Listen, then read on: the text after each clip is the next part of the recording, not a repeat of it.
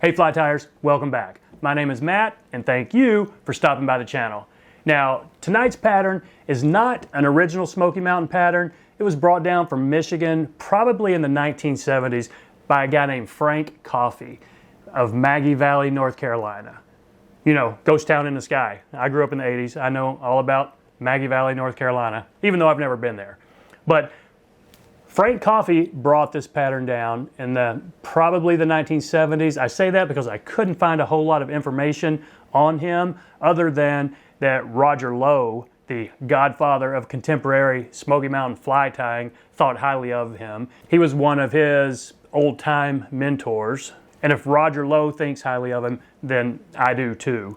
So it's not a terribly difficult tie. It's deer hair for the tail. It does have a floss wrap body. It's got some white hackle tips for an upright wing, but it's not complicated. I think most folks will be able to get this one, and it's a pretty cool looking fly. I think you're going to enjoy it.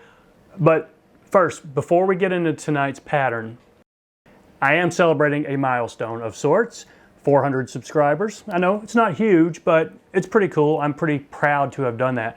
So if you are one of the subscribers, or if you're not even a subscriber, and you are interested in this, stick around to the end and I will tell you all about it. So that's all. Let's get into tonight's pattern. Let's tie this orange snipe. So there it is in the vise, the orange snipe.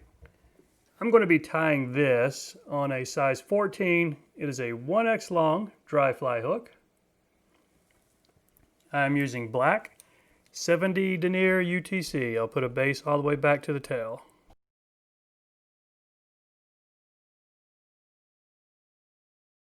Now take the thread back up to where we're going to tie in the post. Maybe 1/3 of the way back. Imagine not the post, but the white wings. Imagine a little bit of hackle before it and a little bit after it. So I've got a chunk of white, just dry fly hackle here. I'll pull off a couple of these from the really small feathers that don't have much use for anything else. Now I'll take 2 of these, line up the tips, and I'm going to catch them in right there. Envision flipping it up, make sure they're not too long. So I need to take that back just a little bit more. That's probably going to be the length I want right there. So a medium wrap, and then a couple of tighter wraps as I go back. And if you don't have a lot of fluff, you can just go ahead and bury this in right here. Let's do our tail and then come back up and we'll prop them up before we do the body. Okay, so all throughout this fly, try to keep the body as level as you can. If not, you can always compensate with extra thread wraps. But the tail of this guy is a fair-sized clump of deer hair, standard deer hair. And it is a little bit longer than a hook gap, probably the length of a hook shank. So I'm going to tie it in about right there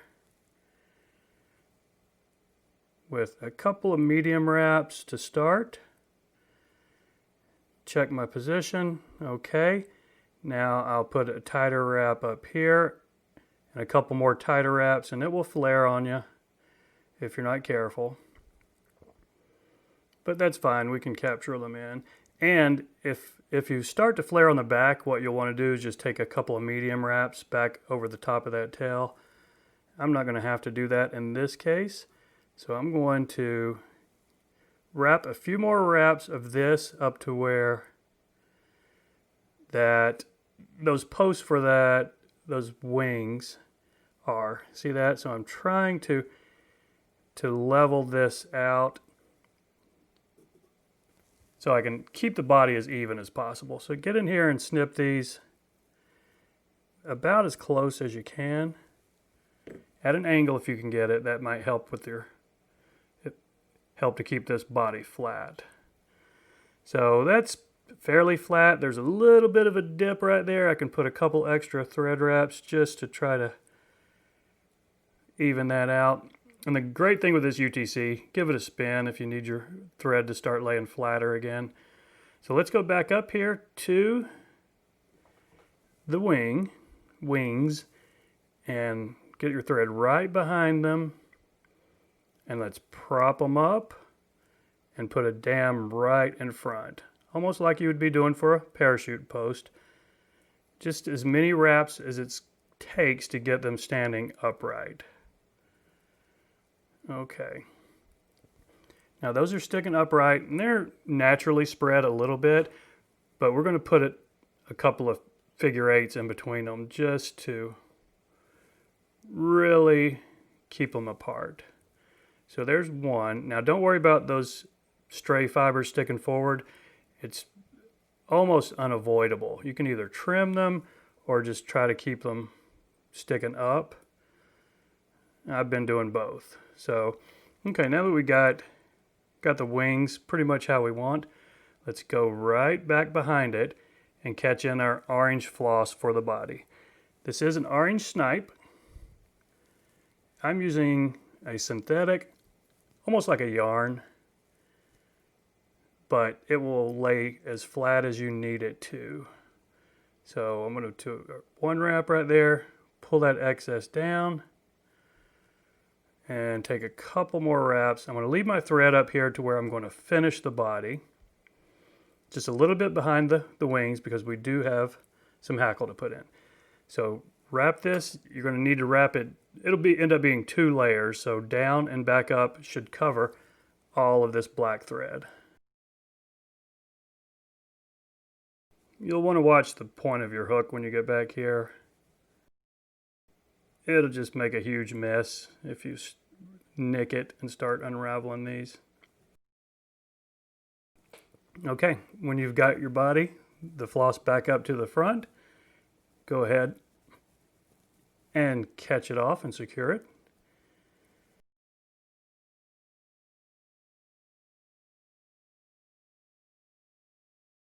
Okay, now it's time for our hackle. And like almost every other Smoky Mountain dry fly, it is brown and grizzly. Dry fly hackle, I've got 1 feather of each.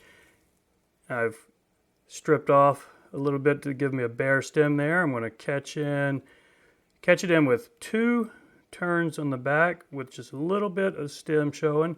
Not that much, maybe that right there. Okay, that's 2. We'll go ahead and make a 3rd, and then a couple more in front. Okay, now we can snip off this excess right here.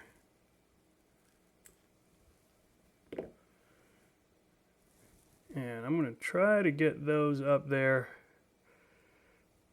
right here, just so that they're not sticking forward on me too much. Now if your wings get a little disheveled, you can orient them as you wrap the hackle. So leave your thread up here where we're going to tie off the hackle. I'm going to start with the brown, and I have a long enough fiber. I think I don't need my hackle pliers. I'm going to do 2 wraps behind it, maybe 3. This is pretty sparse. And then 2 to 3 in front of it.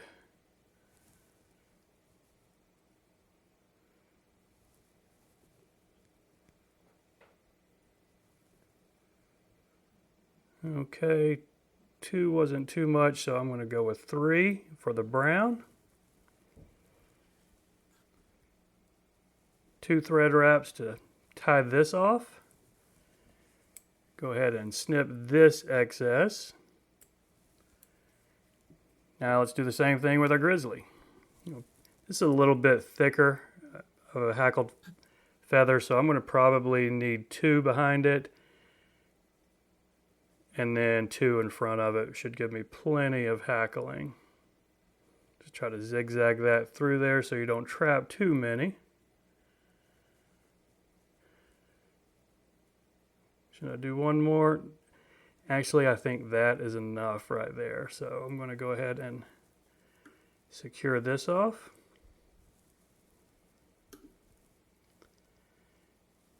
And before I snip that excess, I'm going to push it back to try to get this head cleaned up just a little. I've got a few fibers sticking forward right there that we can trim, but if you can get them caught in your head, it will be less to trim and make for a little bit neater fly. Okay. I think that's going to be fine right there. Let's go ahead and snip off this excess grizzly.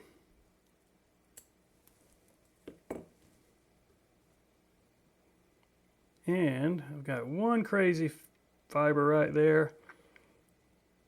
If this was an Instagram fly, I would be all up in there with my scissors getting that cleaned up. But this is a fishing fly, so I'm going to whip finish it. And as long as I can get my tippet through that eye, I'm happy with it. So there you go, folks. The orange snipe, another pattern that has gotten popular in the Smoky Mountains the last 50 years, does very well down there. So I appreciate you watching, and we'll see you next time. All right, folks. Hey, thanks for sticking around. And this is me, unscripted, unrehearsed, just going to rant a little bit, but also tell you how you can do this. Now, I have learned, or one of the missions I've decided on for this channel is to, give back to the community. The community of fly tyers, the folks who are helping me grow this channel. I want to do something for you. And when I hit a milestone and I can do something nice for the community, I want to. But unfortunately, I cannot put this word in the title of the video. I can't even put it in the description of the video, because here's what happens. A bunch of people will search for this word on videos, and they'll watch the video and click the link and then try to win some kind of prize, and they're not fly tyers. They have no interest in this prize. They just will win it and then go sell it on eBay. And I'm pretty sure this happens. We've done 2 of these in the last couple of months, and I'm damn sure that the last one that won it is not a fly tyer. I'm not real certain about the first one. I want to give them the benefit of the doubt, but that's just a jerk move. It really pissed me off that somebody would do this. I'm spending some of my own money to try and give back to folks who have helped me and have encouraged me.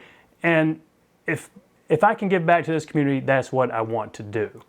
Now, this channel doesn't make any money yet. We're not monetized. It's going to be many months before we get to that. But when we are, I want to do a lot more of these. Anything this channel makes, I want to turn it back around and give it to the folks who are tying flies. The fly fishermen and fly tyers out there. Not some jackass who's going to try and win a prize and go sell it on eBay. That really just pisses me off. So, all right, well, thanks for bearing with me. How we're going to do this from now on, I'm going to try something new. I've got a website, savageflies.com. I own it. I control it. So there's a link in the description of this video, savageflies.com/fun stuff. You'll see it. I cannot mention this word in it, or some jackass will find it and then go try to win some prize. They'll subscribe to your channel and never watch your videos. So it's just, they're useless. So if you are interested in this, click the link. It will take you to my site. It will tell you how you can do this. And yeah, it's unfortunate that we have to do it this way, but I'll do whatever it takes to, help support the community. And if this limits the number of people that enter, great. I don't care. If it's only 5 people, but if they're fly tyers, somebody's going to win that prize, and I will be happy to give it to them, not somebody who's going to go sell it on eBay. So anyway, I have not even mentioned, Jay Stockard. That's the fly tying material supply house that I love. I use them all the time.